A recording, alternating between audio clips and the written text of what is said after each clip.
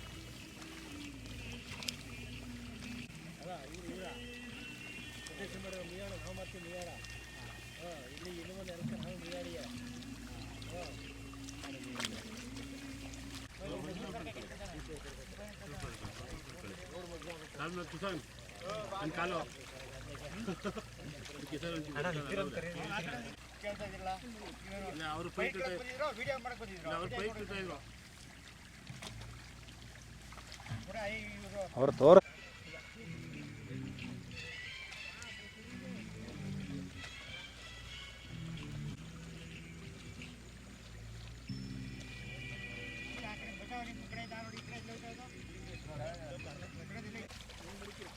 ಬಂದು ಮತ್ತೆ ಪೈರ್ ಮಾತ್ರ ಕುಳಿಕೆ ಒಳ್ಳೆ ಚೆನ್ನಾಗೈತೆ ಒಳ್ಳೆ ಚೆನ್ನಾಗಿ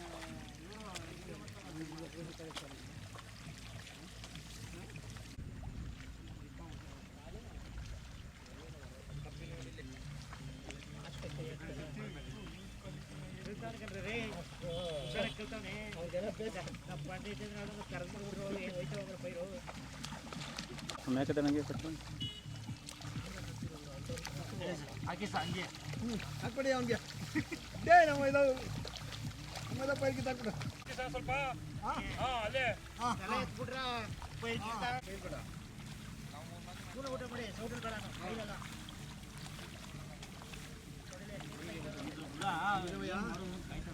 ನೀರು ನಾನು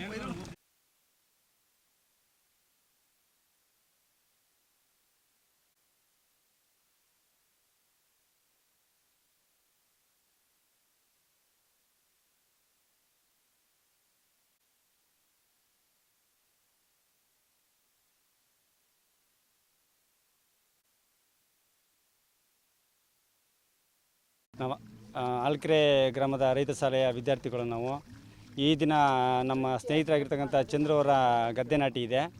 ಆ ಗದ್ದೆ ನಾಟಿಗೆ ನಾವು ಬಂದು ಕೆಲಸವನ್ನು ಮಾಡ್ತೀವಿ. ಪುನಃ ನಮ್ಮದು 14ನೇ ತಾರೀಕು ನಮ್ಮದು 1 ಎಕರೆ ನಾಟಿ ಐತೆ.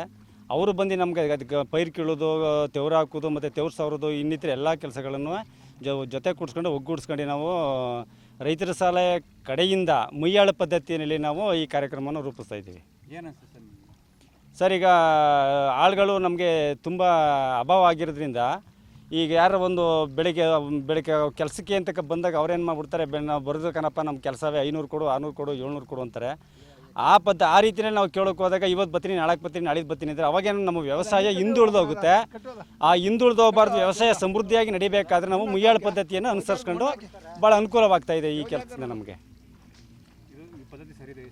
ಸರ್, ಈ ಪದ್ಧತಿ ಮುಯ್ಯಾಳು ಪದ್ಧತಿ ಸರಿ ಐತೆ. ಕರೆಕ್ಟಾಗಿ ನಾಟಿ ಮಾಡ್ಬೋದು. ಇದು ಹಿಂದೆ ನಮ್ಮ ಅಪ್ಪನ ಕಾಲದಲ್ಲಿ ಇದೇ ರೀತಿ ನಡೀತಾ ಇತ್ತು. ಅದನ್ನು ಕಾಲಾಂತರದಿಂದ ನಾವು ಸ್ವಲ್ಪ ಅದೇ ಡಮ್ ಆಗಿತ್ತು. ಈಗೇನು ಮಾಡ್ದೆ ಪುನಃ ನಾವು ಅದನ್ನು ನಮ್ಮ ಯುವಕರು ಎಲ್ಲ ಸೇರಿ ಮುಯ್ಯಾಳು ಪದ್ಧತಿಯನ್ನು ಮರುಕಳಿಸ್ತಾ ಇದ್ದೀವಿ. ಸರ್ ನಮ್ಮ ಹೆಸರು ಲಿಂಗದೇವರು. ಸರ್ ಇವತ್ತು ಪೈರು ಕೀಳ್ತಾ ಇದ್ದೀವಿ. ಈಗ ನಾಳೆ ಬೆಳಗ್ಗೆ ನಾಟಿ ಇದೆ.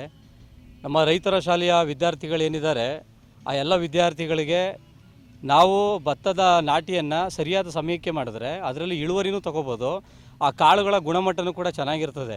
ಯಾವಾಗ ನಾವು ಹಿಂದಿನ ಪದ್ಧತಿನ ಬಿಟ್ಟು ಈಗ ಏನಾಗ್ತಿದೆ ಆಳುಗಳು ಸಿಗಲ್ಲ ಅಂಥೇಳಿ 25 ದಿನಕ್ಕೆ ಆಗಬೇಕಾಗಿದ್ದ ನಾಟಿಗಳು 1 ತಿಂಗಳು ಮೇಲೆ 5 ದಿನ, 1 ತಿಂಗಳ ಮೇಲೆ 10 ದಿನ, ಇದು ಎಲ್ಲೋ ಒಂದು ಕಡೆ ಅವರ ಇಳುವರಿ ಮೇಲೂ ಮತ್ತು ಆ ಕಾಳುಗಳ ಗುಣಮಟ್ಟದ ಮೇಲೂ ಕೂಡ ಪರಿಣಾಮ ಬೀರ್ತಾ ಇದೆ.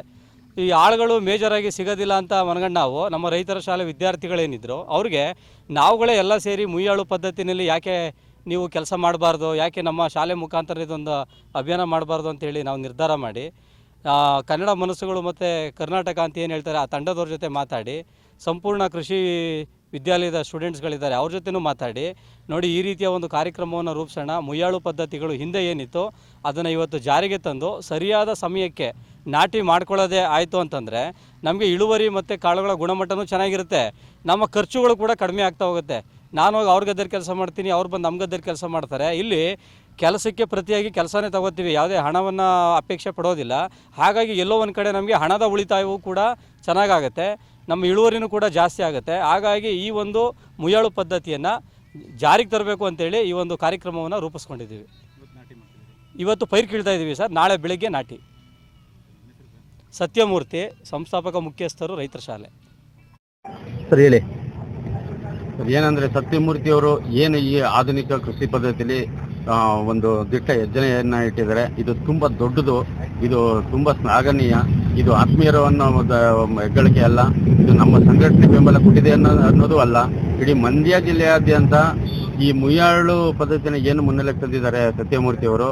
ಈಗ ಆಲ್ರೆಡಿ ಅದು ಇದು ಆ ಸಂಸ್ಥೆ ಈ ಸಂಸ್ಥೆಗಳು ಆ ಒಂದು ಕೆಲಸ ಕಾರ್ಯಗಳಿಗೆ ವಿಧ ಹೊರಗಡೆ ಹೊರಟಿದ್ದಾರೆ ಜನ, ಯಾವುದೇ ಆಳುಗಳು ಸಿಗ್ತಾ ಇಲ್ಲ. ಇದು ಮತ್ತೆ ಅವರು ಮುನ್ನೆಲೆಗೆ ತರ್ತಾ ಇರೋದು ತುಂಬಾ ಮುಖ್ಯವಾದ ಉದ್ದೇಶ ಇಟ್ಟು ಅವರು ಇದನ್ನ ಒಂದು ಕಾನ್ಸೆಪ್ಟ್ನ ಕೈಗೆತ್ಕೊಂಡಿದ್ದಾರೆ. ಇದು ನಮ್ಮ ಸಂಘಟನೆ ಹೊರತುಪಡಿಸಿ ಇಡೀ ಜಿಲ್ಲೆಯಾದ್ಯಂತ ಒಳ್ಳೆ ಬೆಚ್ಚಗೆ ವ್ಯಕ್ತಪಡಿಸಿದ್ದೀವಿ, ಎಲ್ಲರೂ ಒಳ್ಳೆ ಆಶಯನ ವ್ಯಕ್ತಪಡಿಸಿದ್ದಾರೆ. ಇದೇ ರೀತಿ ಈ ಮುಯ್ಯಾಳು ಪದ್ಧತಿನ ಮುನ್ನೆಲೆಗೆ ತರೋ ರೀತಿ ನಮ್ಮಂತೆ ಎಲ್ಲರೂ ಸಹಾಯ ನೀಡಿ ಅವರಿಗೆ ಉತ್ತೇಜನ ನೀಡಿ ಅವ್ರನ್ನ ಮುನ್ನೆಲೆಗೆ ತರಬೇಕು. ಇದು ಮುಖ್ಯವಾದ ವಿಚಾರ. ಇದನ್ನ ನಾವು ಕೂಡ ಬೆಂಬಲಿಸ್ತಾ ಇದ್ದೀವಿ ವೈಯಕ್ತಿಕವಾಗಿ ಮತ್ತೆ ನಮ್ಮ ಎಲ್ಲ ಸಂಘ ಪರಿವಾರದವರು. ನಿಮ್ಮ ಹೆಸರು? ಮಂಡ್ಯ ರಕ್ಷಣಾ ವೇದಿಕೆಯಿಂದ ಗೌರವಾಧ್ಯಕ್ಷರು ಶ್ರೀ ವಿಕ್ರಾಂತ್ ಬಳ್ಳೇಕೆರೆ.